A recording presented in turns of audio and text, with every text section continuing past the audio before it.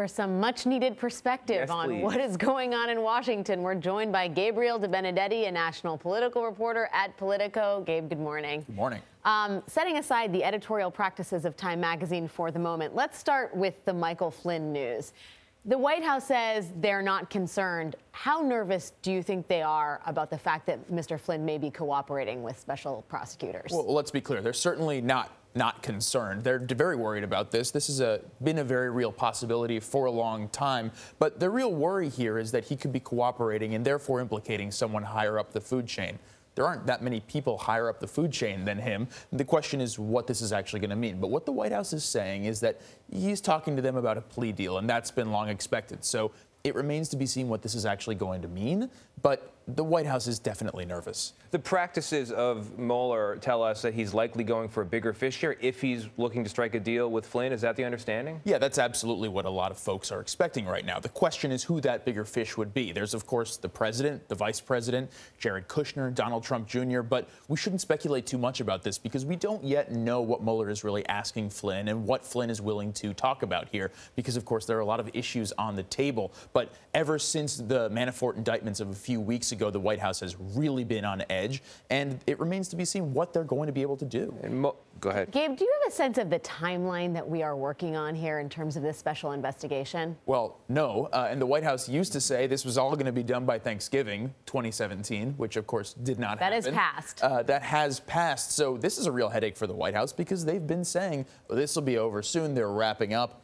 All indication is that that's not the case and that we're still in for a few more months of this. Mueller's team is scheduled to interview Hope Hicks, White House communications director. That's getting pretty close to Trump himself. What does it tell us about the progress here? Yeah, absolutely. Hope Hicks is one of the president's closest advisors, been with him for an extremely long time compared to some of these other folks. And what it tells us is that this is getting pretty close to the top. We don't necessarily know if any of these people are implicated in anything bad, but the reality is that if they're talking to someone like Hope Hicks, who's been on the campaign trail, who's been working with the president for years, that means that this goes all the way up.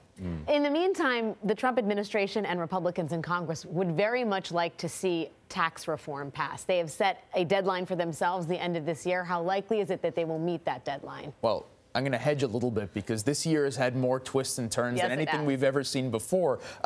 It's likely that they're going to try and pass something. What we don't know is what that's going to look like. They're desperate to get some sort of legislative achievement on the table because this has been a full year with total Republican control, and they haven't really passed any of their big legislative priorities. Yeah. Tax reform is a really big one. The other issue looming over Washington this week, of course, is sexual misconduct, sexual harassment. We've got Senator Al Franken, Rep. John Conyers also implicated in accusations.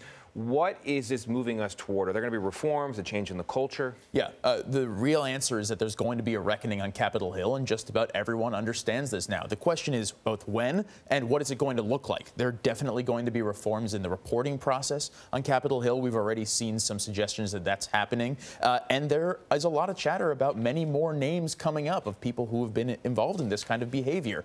We just don't know what that timeline is yet. Reckoning is correct. Gabe, just before we go, the Trump administration is engaged in a fight about the Consumer Financial Protection Bureau. We're going to talk a little bit more about that later in the hour. But tell us about where the sort of back and forth is at this point. Yeah, so Richard Cordray, who was at the top of the Bureau, has just stepped down. There's a lot of speculation that he's going to go run for governor in Ohio as a Democrat. And the administration has said that they're going to put Mick Mulvaney, the budget director, in charge of the Bureau. But Cordray says that his deputy should be in charge of the Bureau. So there's a real standoff right now about who's going to be in charge of the body that protects consumers. And, you know, this is a fight where we have no idea where it's going, but it seems like a lawsuit is imminent. Well, and we'll see who sits in the chair on Monday morning. Exactly. Stay tuned. Gabe Debenedetti, thanks as always.